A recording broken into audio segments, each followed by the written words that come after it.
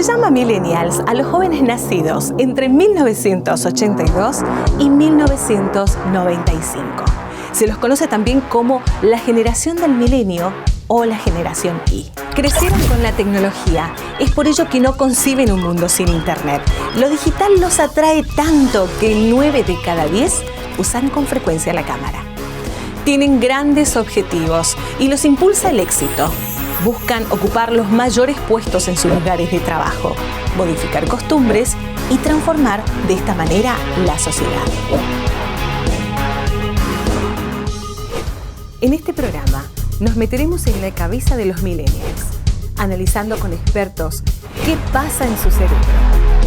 Ingresa con nosotros a este maravilloso mundo de Demente Millennials.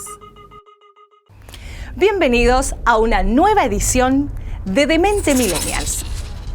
El cerebro del joven millennial es muy social, es decir, que tiene la capacidad de empatizar rápidamente con otra persona gracias a las neuronas en espejo. A esta propiedad se la conoce también como la capacidad empática, y es que le ayuda a comprender el modo en que la otra persona vive y siente determinada situación. En este programa analizaremos esta capacidad y veremos también cómo los procesos emocionales influyen en la toma de decisiones, las cuales todas son fruto de la evolución. Bienvenidos a una nueva entrega de Demente Millennials. Cintia, ¿qué dicen las neurociencias con respecto a la empatía? Bien, hay una investigación hecha en Francia por Dassinger que empieza a notar que hay sujetos que son altamente empáticos y que pueden reconocer, pueden identificar las emociones en otras personas, hacerlas propias, y eso da cuenta en principio de una elevada inteligencia emocional, pero además de que pueden hacerlo por imitación, digamos, porque han atravesado situaciones o experimentado situaciones similares en su vida y que por lo tanto pueden comparar o entender qué es lo que está pasando a la otra persona. Cuando no atravesamos por esa situación, sino que es algo nuevo, algo que no nos identifica, tenemos que hacer un esfuerzo y utilizar la imaginación, lograr algo que se llama toma de perspectiva, ser empático, ¿sí?, a raíz de un esfuerzo cognitivo. Se hace entonces una investigación a donde se toma a sujetos con una incapacidad crónica a sentir dolor, ¿sí?, ICD, le vamos a decir a partir de ahora, porque si no es muy largo. Bien, ICD. ICD, bien. ¿sí? Incapacidad crónica al dolor. Bien. Y lo que hacen es someterlos a imágenes, ¿sí?, a imágenes de personas que tienen expresiones faciales, expresiones de dolor, ¿sí? ¿Para qué? Para ver justamente esto de cómo se activan zonas del cerebro, una de ellas es la ínsula anterior, ¿sí?, y otra una porción de la corteza medial que está por debajo del cuerpo calloso, y que empiezan a notar que no se activan esas zonas, que no pasa nada porque no pueden identificarse con el dolor de estas personas, pero al someterlo muchas veces y al pedirles que por favor piensen, ¿no?, cómo se sentirían estas personas, ahí sí se pueden activar estos lugares, incluso otras regiones también del cerebro medio, ¿sí?, que le permiten, aunque no hayan experimentado nunca dolor, ponerse en el lugar del otro. Con esto la verdad que me parece una investigación importantísima porque podemos llegar a la conclusión de que hay algunas estrategias o algunos recursos para facilitar la empatía.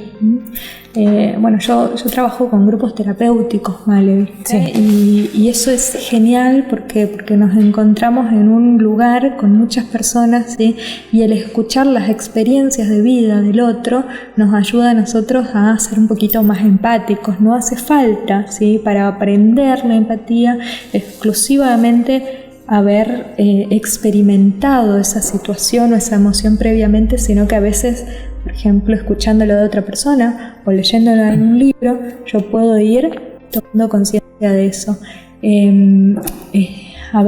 Por eso también es importantísimo, por ejemplo, en los chicos pequeños, poder preguntarle ¿cómo pensás que se siente tu hermanita cuando le tirás el pelo? ¿Cómo pensás que se siente tu compañerita cuando le sacás la lengua o cuando gritas? ¿Sí? Poder ponerle nombre a las emociones y a lo que está sintiendo el otro. Bien, es como que se está poniendo de moda también el tema de hay que ser más empáticos. Trasladando esto al ambiente laboral, ¿es importante aplicarlo también allí? Es importantísimo, ¿vale? Porque, la empatía, ¿sí? Nos permite a nosotros adelantarnos un poquitito más a las situaciones conflictivas, es decir, poder identificar hacia dónde se encamina las conductas de otras personas, ¿sí? Y poder adelantarnos y actuar en consecuencia.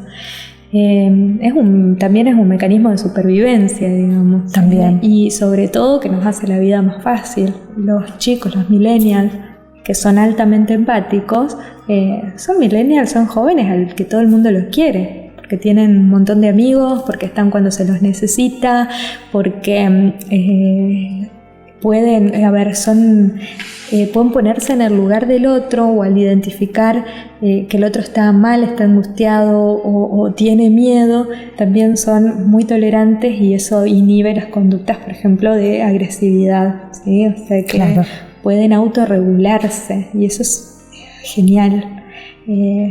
Particularmente hay algo que se llama disociación instrumental, ¿sí? Que es la capacidad para poder correrse del lugar de empatía y poder ayudar, ¿sí? Sin implicarse emocionalmente.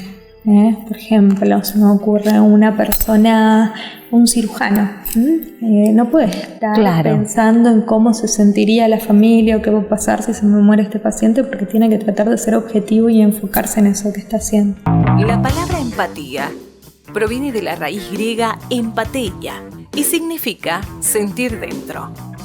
Fue empleado por primera vez por el psicólogo británico Edward Titchener, a quien se le considera el impulsor definitivo de la aplicación del método experimental en la psicología americana y fundador del estructuralismo. Este mecanismo tiene sus raíces en etapas muy tempranas de la evolución. Está profundamente arraigada en el cerebro y denota la capacidad de percibir la experiencia subjetiva de otras personas. Los científicos hablan de las neuronas espejo, que son las encargadas de permitir el desarrollo de la empatía dentro del cerebro humano. Gracias a las neuronas espejo, las personas son capaces de simular mentalmente cómo se llevaría a cabo una acción determinada, qué partes del cuerpo estarían implicadas o cuál sería la secuencia de movimientos.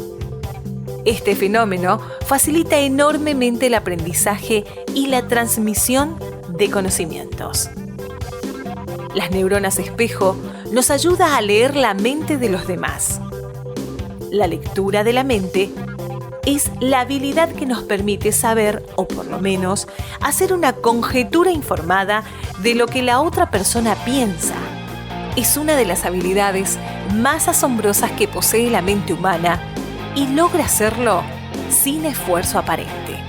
Hoy se sabe que muchas partes del cerebro trabajan coordinadamente para activar el mecanismo que participa de la capacidad empática.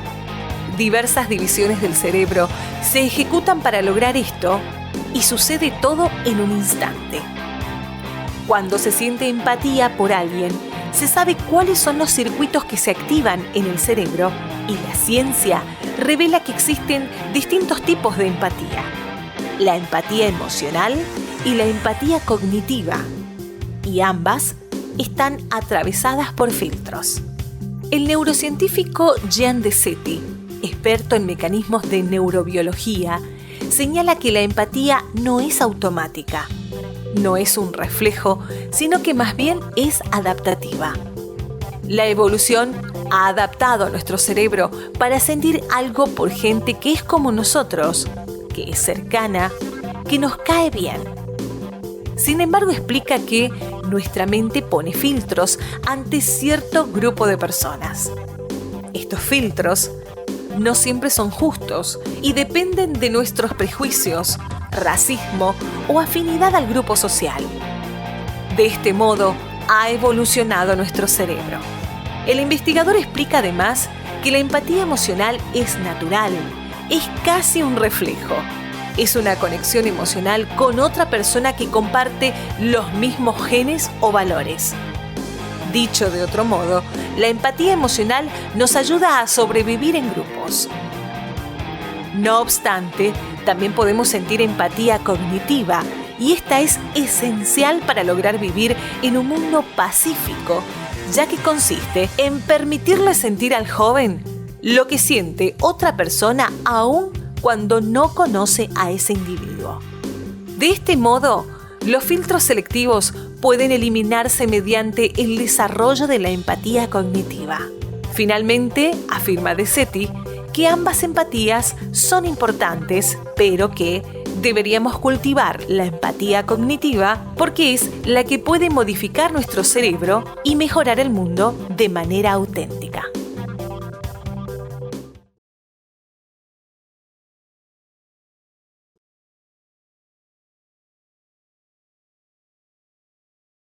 Los millennials son altamente empáticos.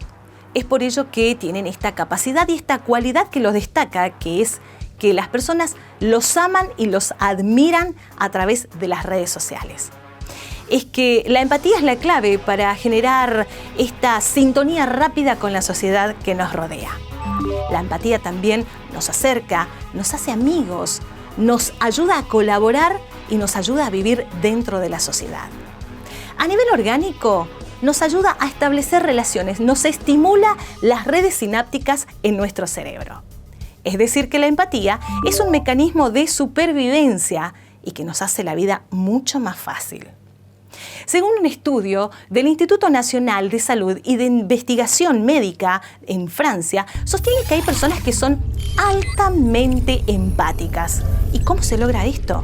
Se logra gracias a mecanismos de imitación. Esta cualidad de los jóvenes millennials también nos están hablando y nos dicen que los jóvenes supieron desarrollar una inteligencia emocional altamente desarrollada. Me pareciera cómica la pregunta que te voy a hacer, ¿no? Pero ¿el empático o la empatía se hace o se nace? A mí particularmente no me parece cómica la pregunta, Male, porque de hecho hay todo un debate en torno a esto. ¿Sí? Hay algunos investigadores que plantean que como tenemos una predisposición genética que se activen algunas neuronas que se llaman neuronas espejo, que lo que hacen es que, por ejemplo, vos tenés bueno, no tengas bebés ahora, pero una persona que tiene un bebé chiquitito de unos días enfrente, ¿sí? Y se acerca y le saca la lengua o abre la boca, va a notar cómo el bebé lo imita con horas de nacido, ¿ves?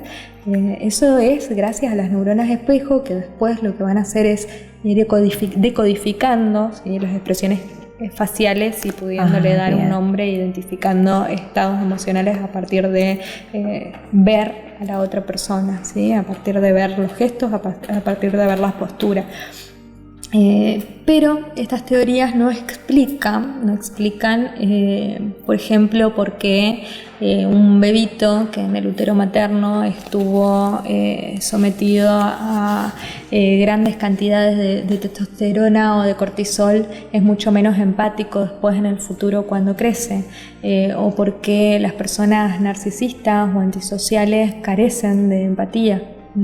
Entonces, no me parece cómica la pregunta para nada. Al contrario, yo sí opino que la empatía se puede adquirir, ¿sí? Que se puede de a poquito ir fortaleciendo, incluso como te decía recién, escuchando. Qué buena noticia eso. Sí, totalmente. Hay muchos recursos, hay muchas estrategias, algunas introspectivas que tienen que ver con el reconocimiento emocional personal para después poder traspolarlo a los otros, ¿sí? A ver, las experiencias vitales tempranas son imprescindibles para una buena salud mental y para que vos después puedas ser un sujeto empático. Los primeros años de vida se da algo que se llama apego, ¿sí? Y el cariño, los besos, la confianza que le dan los papás o la persona, el cuidador en el niño, nos permiten constituir un apego seguro, un apego que nos permita alejarnos de la otra persona y estar cerca, ¿sí? Y saber que nada nos va a pasar y que es imprescindible también para todo el desarrollo cerebral. Acordate de que la empatía tiene que ver con la inteligencia emocional, ¿sí? Y que el afecto y el cariño de esos primeros años de vida, la constitución de ese apego seguro, es importantísima para que vos puedas desarrollar esa inteligencia. Bien, bueno, ¿existirán una clasificación o tipos de empatía o no? Sí. ¿O es una sola? No. Vos, por ejemplo, tenés una empatía que es emocional, ¿sí? Y que es la que sentimos con las personas que nos rodean, a los que queremos, con quienes nos identificamos, que nos nace. O sea, vos ves a alguien triste y te acongoja también y te pones en su lugar.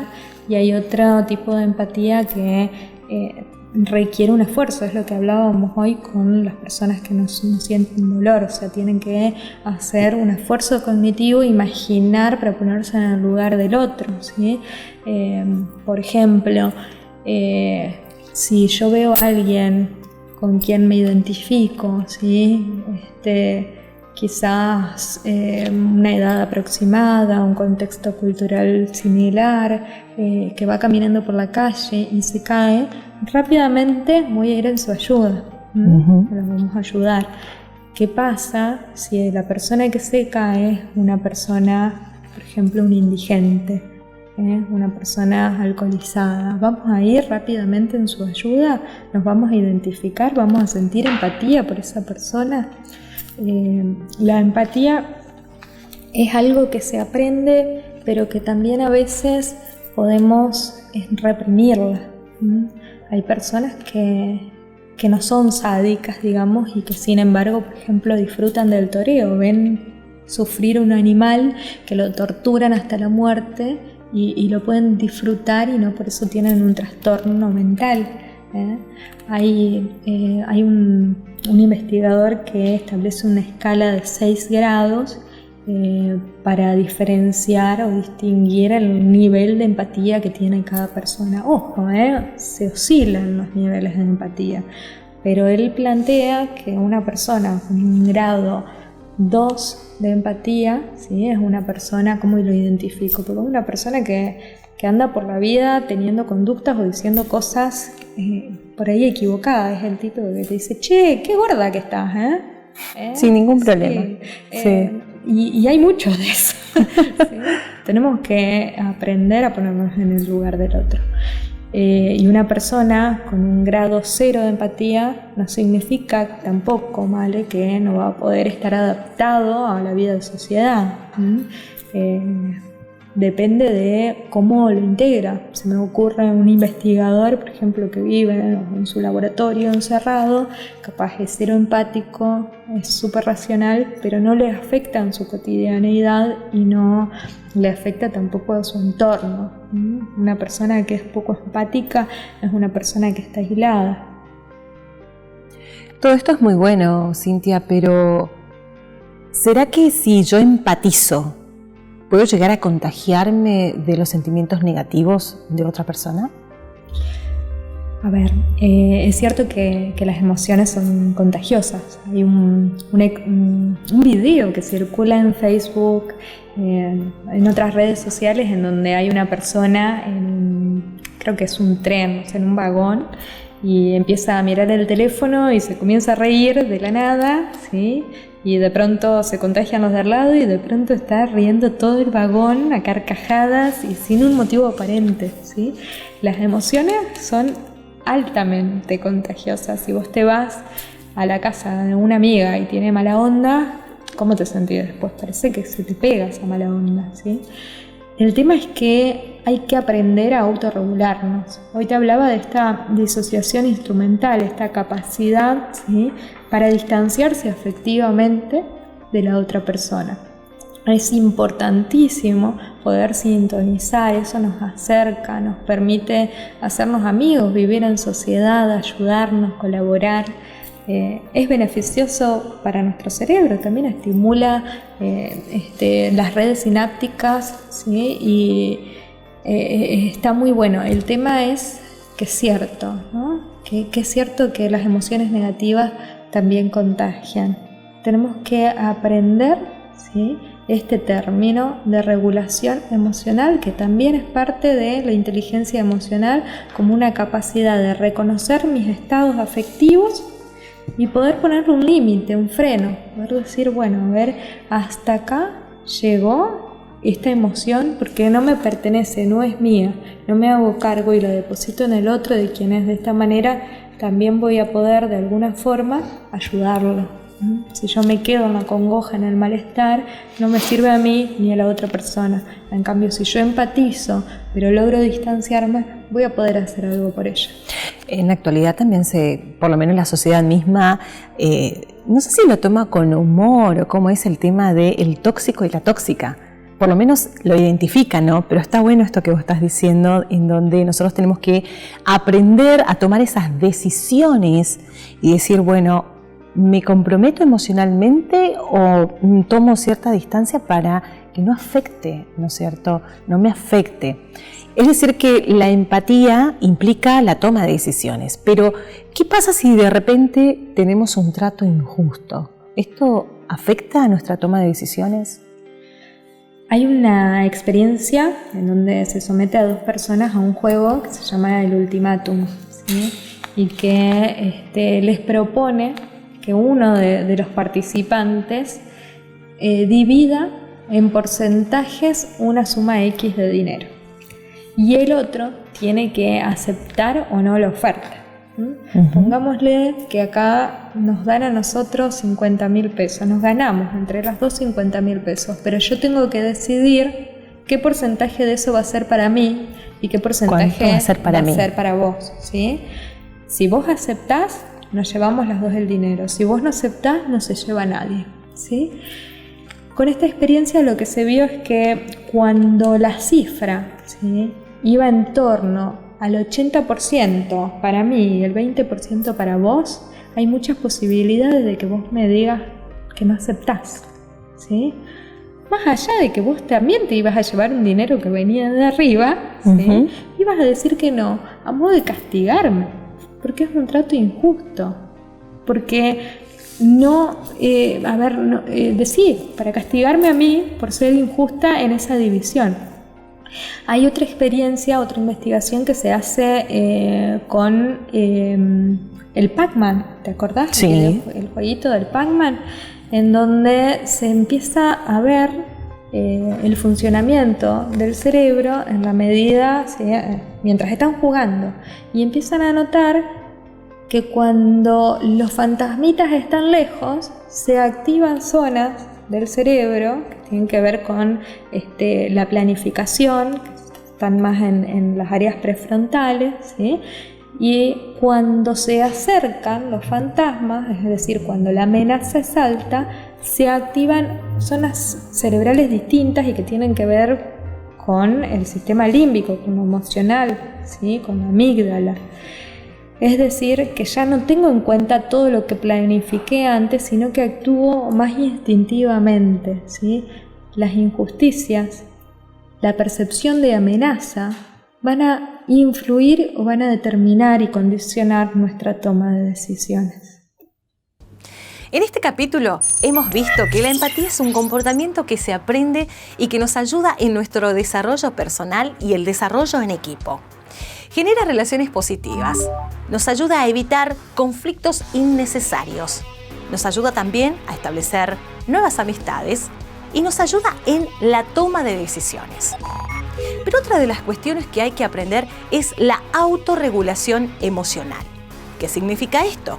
Aprender a poner distanciamiento de personas que no son empáticas y que están cargadas de emociones negativas que son altamente contagiosas. La cuestión está en aprender a gestionar nuestras propias emociones a fin de elevar nuestra inteligencia emocional a través de la empatía.